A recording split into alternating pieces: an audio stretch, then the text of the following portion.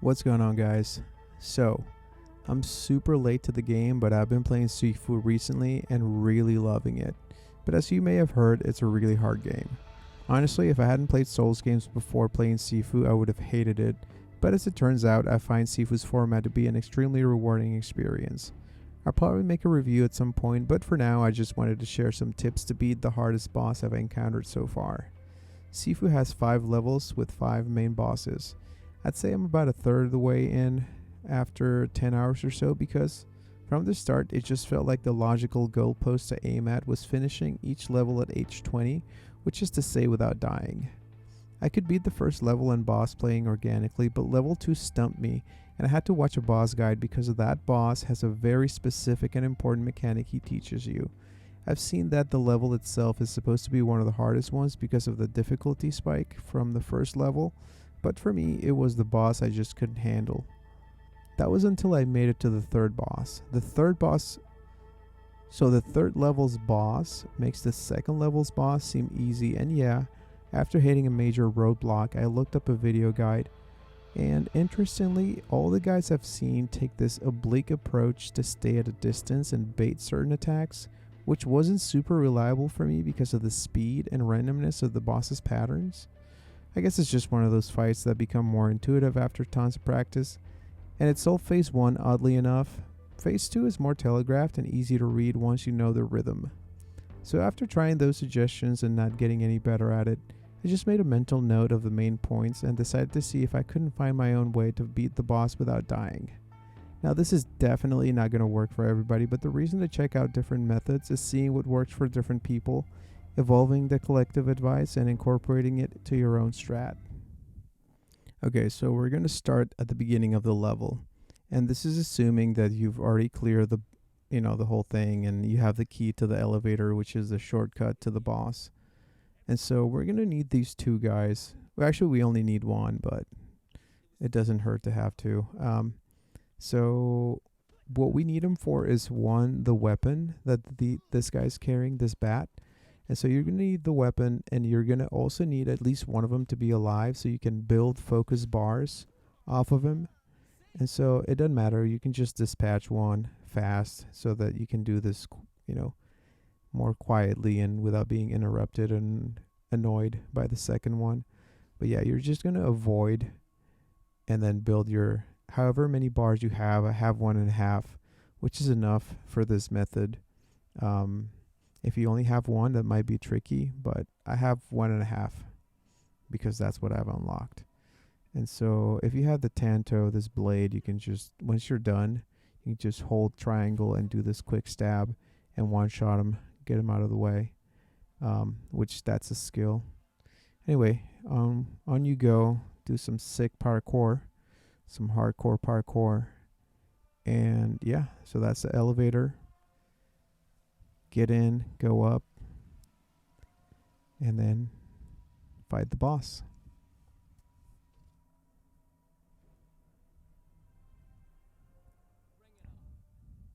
Bring it on. So yeah, so this is, you get the shrine before you go in, and this is what we're going to need as a second and kind of an important tool.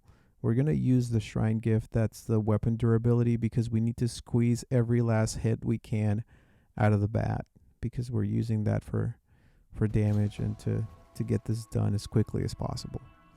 And the focus we're going to use right out of the gate, we're going to use our focus to take that, to do the heavy sweep or whatever, strong sweep or whatever.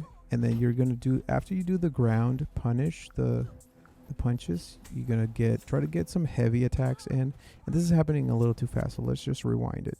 So this is actually a scary attack, because if it connects once, even twice, or even once, actually, it takes out most of your health. But I found that you can actually just spam avoid and kind of not take any damage, because iframes are really generous for the avoid. But yeah, if you do it quickly enough, you won't take any damage, as you just saw. And then boom. It also builds your focus bar really quickly, so you can just use it again as soon as you have it, and then do the same thing, do the ground and pound, and then punish with the heavy. And then these, I'm not even going to pretend that I know what I'm doing. Like, these are the main problem for me with this boss, because I don't know which one is going to be which, and my brain is just really slow at recognizing the pattern.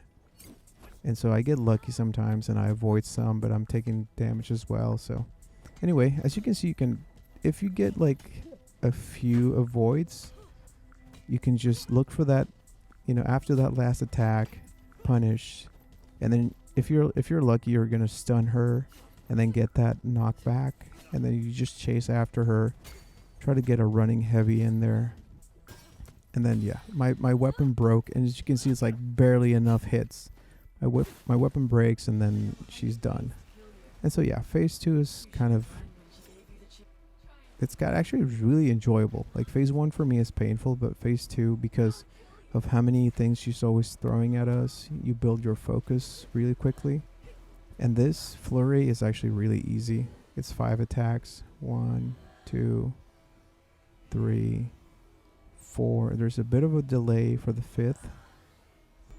And then this is the one you punish. After the 5th one, she takes a few steps back, and then she comes back at you with that charged kick. And then you punish that one. And then boom, you already have your focus again. Punish. Try to get a few hits, and we're looking for the longer stun, which the visual cue for that one is when they get this little glitchy kind of animation. It looks like they kind of stutter, right, like that right there. And so you can just throw and do chasing strikes, throw, chasing strikes, and then boom, you already have your focus again. Do the takedown, punish, and then this is easy. And then again. And then the kunai. I have the technique where you can catch the weapon thrown at you, but I don't try too hard. Like sometimes I get some, but I try not to get them really. I'm only trying to avoid, because sometimes I end up just taking damage. But yeah, you get that longer stun, and then as soon as you get your focus, use it again, punish, rinse and repeat. These rushes are actually super easy. You know, once you get the timing, the wind up is really clear. The timing is consistent.